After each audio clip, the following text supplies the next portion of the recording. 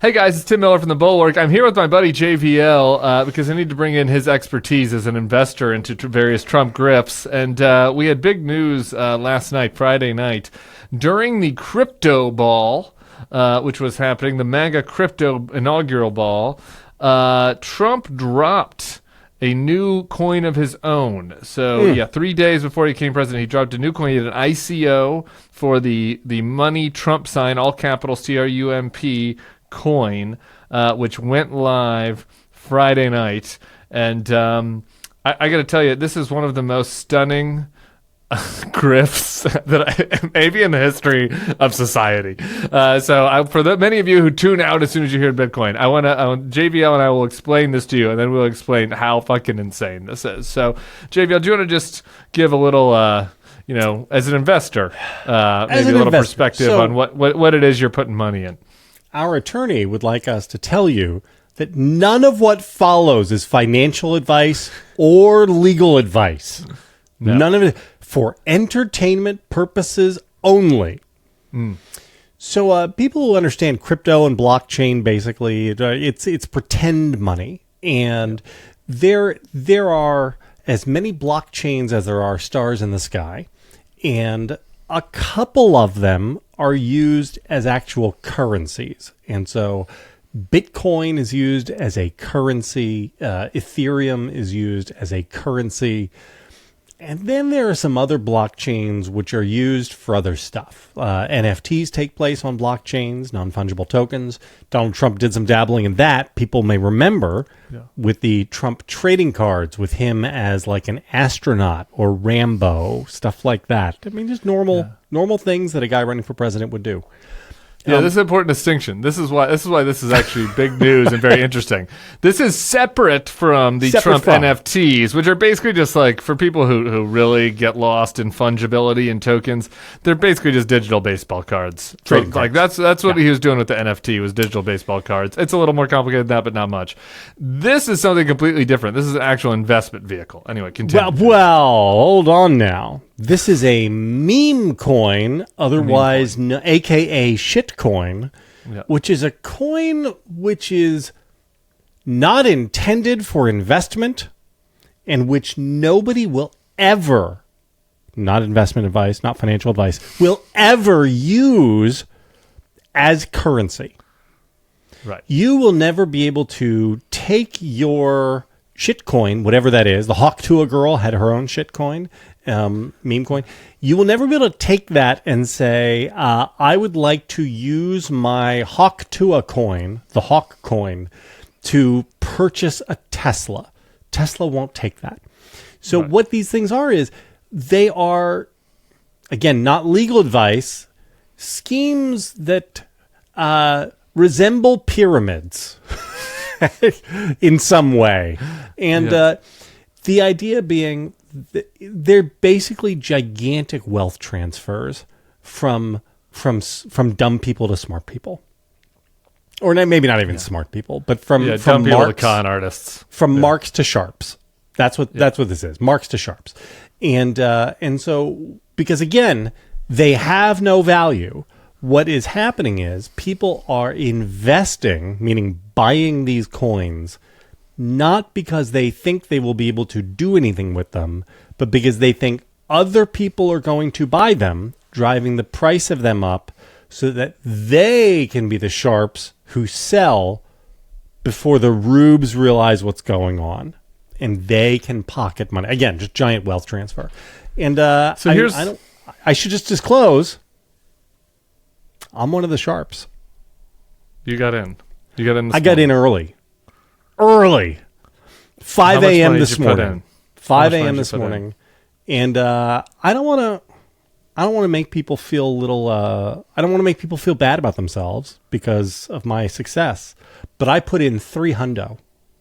$300. And I am currently holding, diamond hands, more than 13 Trump coins. All right. How you like that? I'd probably recommend selling soon because I have a couple additional facts I'd like to bring to the table.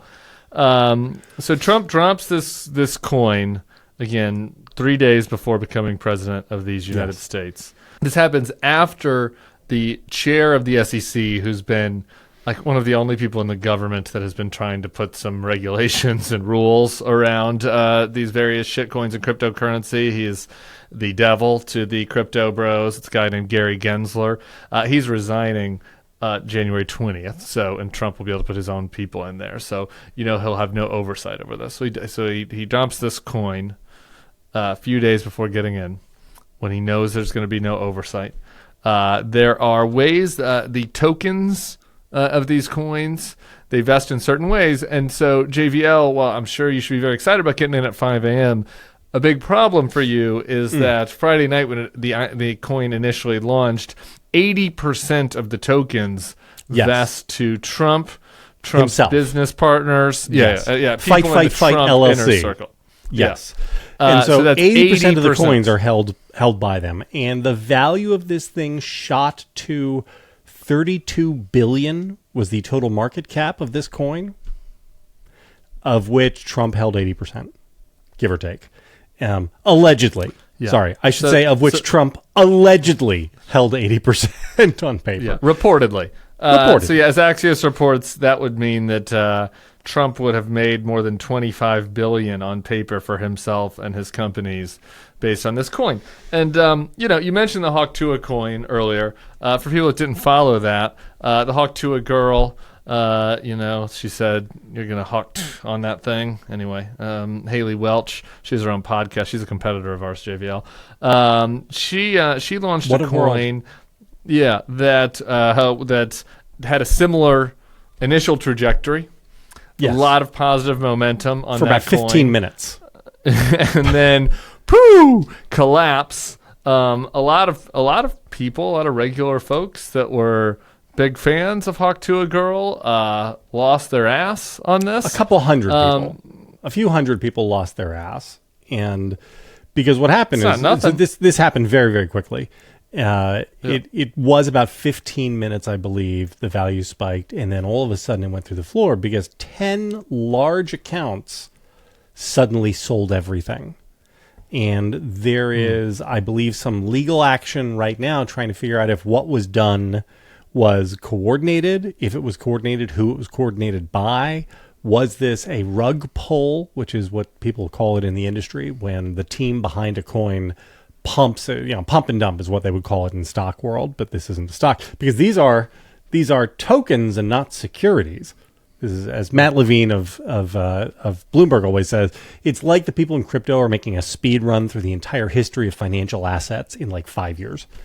And so you've got a couple hundred people who are looking to file class action suit. I don't know how it's going to proceed or not. But that's a question not the type of thing you need to regulate. When they have like terms for things like rug pulls, that you wouldn't think that's the type of industry that would need any sort of oversight at all. Any sort of regulation. Why would it? Because it's all being done for fun. It says this, when you log into your app, your Moonshot app or whatever, it says very clearly on the first page that you never see again. None of this should be done for investment purposes. This is all for fun and entertainment. And I think that's actually the best way to understand it. Is it's gambling for even stupider people, right? When you go into a casino, unless you're a very stupid person of the counterparty, you know the rules and you know who the house is. Yeah. And when you get into crypto, the answer is if you're not the house, then you're the mark, right? And that's basically what this is, right? And it is amazing to me that the incoming president of the United States is running one of these things. Not going to call it a scam.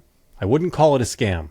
But on the other hand, or a con, I feel like the people who would willingly transfer their wealth on something like this deserve it. If people are happy to just lose money on this in the way that, I don't know if you... I don't know how closely you followed the DJT stock, but, the Trump stock, which is the most ludicrous stock. Again, I'm a shareholder. So I own 2 shares of DJT stock, and I am diamond hands to the moon on that baby. Someday I'm going to buy a yacht with those shares. So we had somebody, I forget who it was. I'm sorry, I'm blank on the name of the reporter, but filed a whole bunch of FOIA requests to the SEC, and trying to find if there were complaints about DJT stock, and there were a huge number of complaints. The complaints were not from people saying, "I can't believe I got scammed." No. They were from people saying, "Please, Mr. SEC, investigate all of the nefarious forces which are preventing this stock from being worth $1 bazillion more than it already is. Because surely it is collusion from the deep state, or it is short sellers, naked short sellers, or foreign governments who are preventing the stock of this great company, which has like total revenues in the 6-digit range. Please investigate why these people are trying to hurt Donald Trump's company." And I just this is why I like the Trump coin. I mean, again, if we live in a world where these people keep getting insulated from the consequences of their choices, then we're going to keep getting things like Donald Trump. We can point and laugh and make fun of the coin, and we'll keep doing that while the people that invested in this in the first hour get obscenely wealthy based on something with very little value, no value, any value, substantive. None of this is financial advice. None of this is financial advice. I'm just saying that like the Tesla stock may or may not be inflated. People think it's inflated, but like at least he's selling cars. He does sell a car with it. Yes. At least there's like a product. Like there's this a product, and nothing. You are theoretically purchasing some share of future revenues. Yes. Yeah, and in theory that there are consumers who use the product who are satisfied, who would purchase another one or recommend it to a friend. Anyway, that's not what's happening here. This is just pure. But the Trump part of it, to do this, because I got a question from somebody, multiple people, when I made fun of this on Elon's platform, their X, multiple people replied to me and was like, "Tim, like, people just don't care about the corruption. Like, and they're always like inaugural mugs. RNC and W, they sold some, plates, collector's edition. Limited run presidential plates, right? Sure. That's always happened. That's a tale as old as time, right? Like this is a bipartisan thing, and nobody really cares about this kind of corruption, and it's just Trump is just a little more gaudy about it, and it's important to just say like this is nothing like that. Like this is nothing like a commemorative coin where you spend $60 and you get to put it up in your office or whatever, so that you can brag about it or show it off to your friends or signal to people at the office that you were a supporter of that president. Like this is a investment vehicle / currency that like you might not like these people, JVL, or care about them, but real people are could lose real money on this. And the money the money that they lose is not going to go into some PAC that supports Republican candidates or Democratic candidates. If it was the Obama coin, it's going to Eric Trump. Like it's going, or whoever. Like we don't actually know, but it's going to whoever turns out LLC, right, is involved in the fight LLC.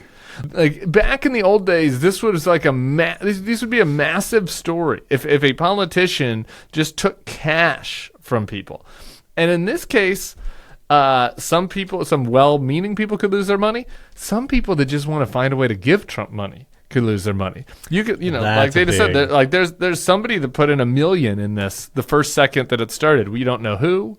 There's no tracking on, right? Like, so somebody could just put in $1 million, give it to Donald Trump, tell him when they're next at Mar-a-Lago, and it's just it could just be used as a straight bribe, and like that is insane. Why is this not like if people understood this, I feel like it would be wall-to-wall coverage, but maybe not anymore. I don't know. So I want to talk about the bribe aspect, but then I want to do something that's going to make you hate me. Okay. Good.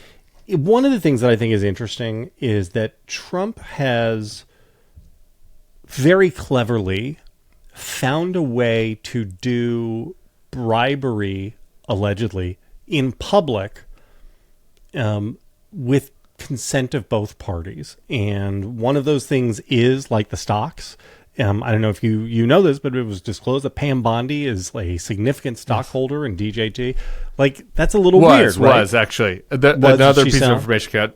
She had to sell in December, or she said she was going to sell. I haven't actually seen the paper, That's but tough. as was reported, she was to sell millions, though. She had spent 3.9 million. millions. Right. But again, this is, one way to read that is a show of support would be I'm going to buy a bunch of shares to help prop up the stock price of your company, which you are again, Donald Trump is the largest shareholder of DJT. And so anybody who buys DJT stock is propping up the price of his nest egg.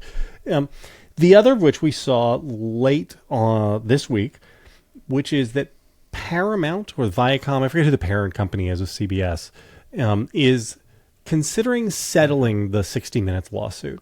And so I don't know if you saw this, but one of the ridiculous, not legal advice, lawsuits that Trump filed, there was the one against the pollster Ann Seltzer from the Des Moines Register. One was against 60 Minutes for airing an edited version of the Kamala Harris interview, and that this was election interference. It's the dumbest fucking thing anybody's ever heard. Okay. And yeah. So 60 Minutes we edits looked every at interview that. that they do. And It's like, right. that's the style this is of what the 60 broadcast Minutes television does. magazine This is what interview. all television does, right? But here's the thing. You and I'm going to give Trump credit for playing four-dimensional chess. You and I looked at that and said, this is so stupid. Look at this. He's going to get pantsed. Or we said, this is so sinister. Look, he's trying to chill things and intimidate the media. But that's not what's going on. What's going on is that the CBS parent company has a prospective merger that is going to come before the Trump administration. And so by having Trump, the person, not the office of president, file a civil lawsuit against them, that gives them the opportunity to settle that lawsuit and to settle it with very strict non-disclosure terms to it. And who can say, maybe that winds up helping their case for merger approval. Do you see what I'm saying here? Yeah, Like, I mean, this is using we're a banana civil republic, litigation. is what you're saying. Yes. This is a banana but this is republic. true innovation. Using civil litigation not for the purposes of intimidating or extorting people, but like cooperatively with the plaintiff and the defendant working cooperatively to use that to transfer funds legally, totally legally, and to then lock that fund transfer behind an NDA so that nobody can ever see what happens in order to then auction off core government services. That's, again, I slow clap, right? This is, I am like Ron Burgundy. I'm not even mad. You ate the whole wheel of cheese. I'm impressed. So that's yes, the one slow thing. clap. Sure. But like, isn't, I mean, I don't want to really turn this into a media criticism because it's really about all of us. It's about the media. It's about everyone. It's about Democrat. It's about anyone involved in public life. It's one of those things where it's like so brazen and so shameless and so ridiculous that people are just kind of like, well, and move on, right? It's like the 10,000 paper bag. Like, people can wrap their head about that, right? It's like, he got $10,000, he gave a contract over here to Joe. Can't do that. Okay. That person's got to resign, right? Like, that politician, that's corruption that you can wrap your head around. It's small ball, that's tangible. Like, the scale of this is just so enormous, and just the brazenness, how in your face it is, right? Like, it's not a secret bag hand. It's like, it's like, well, go ahead, put money in the coin. Put money in the coin if you want. This is the American way, right? Like, you steal a car and you go to jail, but you steal $100 million and universities name libraries after you. Like, that is a tale as old as time.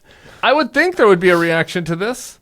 Like, the laws of gravity, of political gravity, our whole life was said that there would be a reaction to somebody trying to make themselves $1 billion off of the public trust, and somebody and putting regular people in a position where they could lose their savings to invest in some sort of shit coin.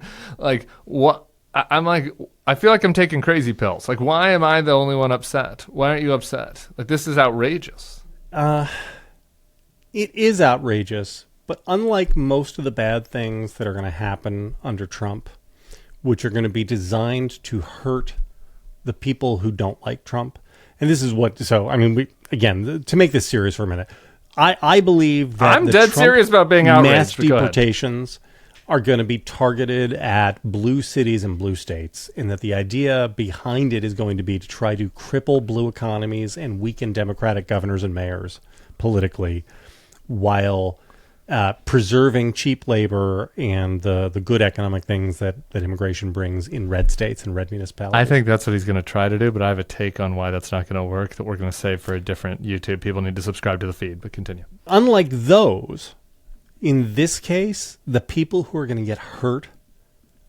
are his people, and they're doing it willingly. And I would like to sit around and make a couple bucks watching these mouth breathers burn their hands touching the stove. This should be the only story of the inauguration, right? Like, if in any other time, if it wasn't Trump, if we weren't all frogs boiling in water, and if everyone hadn't just decided, well, fuck it, the people gunned for Trump, so I guess this is part of the deal now. Like, had Obama or Bush or any president, you name them, 3 days before the election said, I am going to launch a pretty shady financial vehicle that is going to enrich me to the tune of $25 billion, potentially, allegedly. Like, it's the only thing anybody would cover about the inauguration. Yeah. People wouldn't even be able to get to the speech because they would like that would be so unprecedented and insane. And yet here we are. We'll see what happens. JVL, thank you for jumping on the weekend. Everybody else, subscribe to the feed. We'll be back. Trump has a rally tomorrow. Maybe it'll come up. We'll see how it goes. Good luck, America. See you guys soon.